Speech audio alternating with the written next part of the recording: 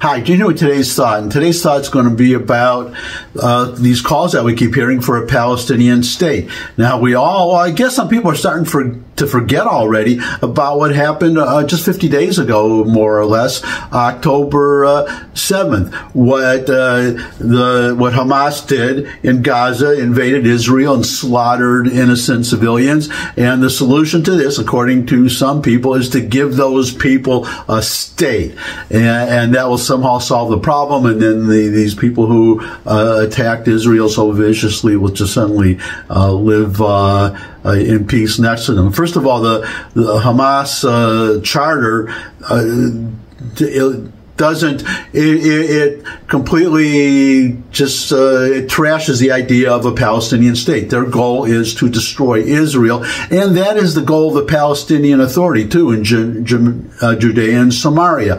They want a Palestinian state only to use as a platform from which to attack Israel. This has been proven over and over again because they've had offers to have a Palestinian state, and they've always refused, and it hasn't been about borders, believe it or not, though if they're expecting to get half of Jerusalem as their capital, that's a fantasy. That's not even going to happen if that's one of the conditions for a Palestinian state.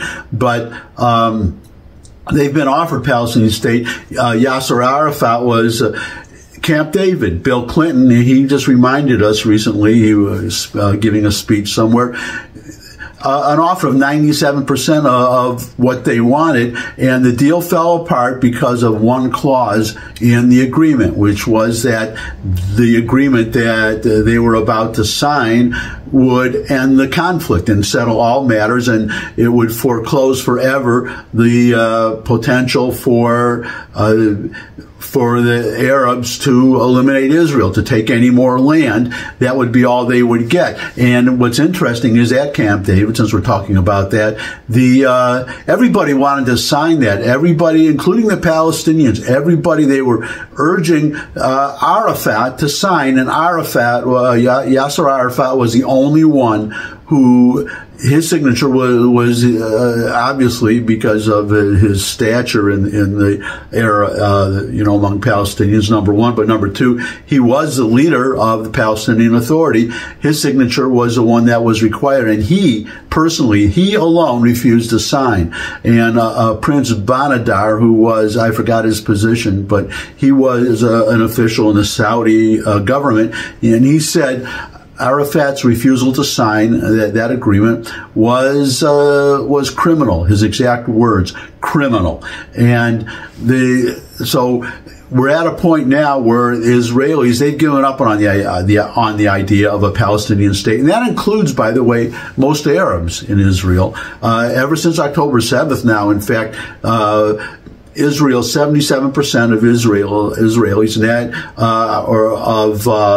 of Arabs support Israel destroying Hamas. And in fact, people seem to forget that there are Arabs in the Israeli army. Most Arab Israelis are loyal Israeli citizens. So they don't want a state. The Arabs in Jerusalem do not want Jerusalem divided. There have been polls on that, Jews and Arabs living together. And I mean, what Arab or anybody in his right mind, Arab or not, would want to live under the Palestinian Authority or under Hamas? They'd have to be crazy.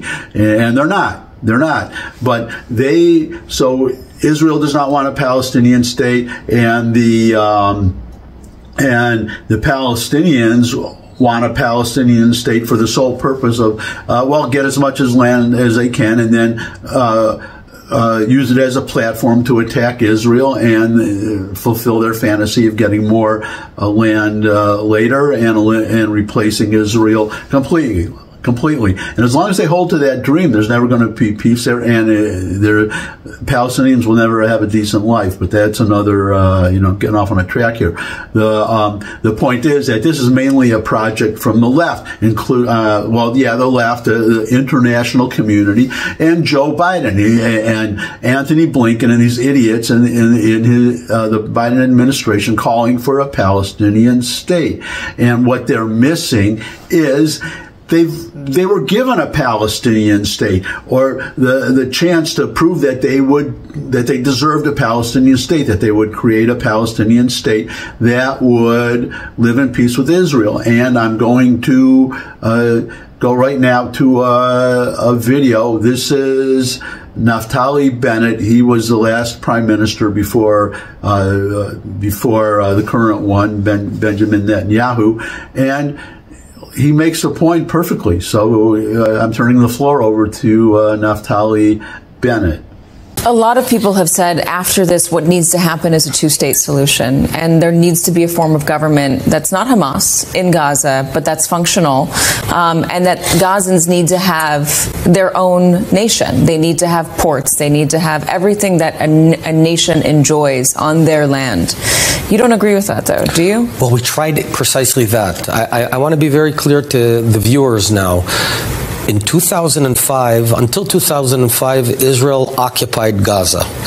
In 2005, we pulled out of Gaza, back to the 1967 borders. We handed the entire territory over to the Palestinian Authority, Mahmoud Abbas. There was no blockade, nothing. They had the chance to form the Palestinian state that everyone's talking about. No one stopped them. They have beautiful beaches and beautiful weather. And they dedicated those 17 years to shooting rockets at us and to killing us. The Gazans, the Palestinians in Gaza were offered a state.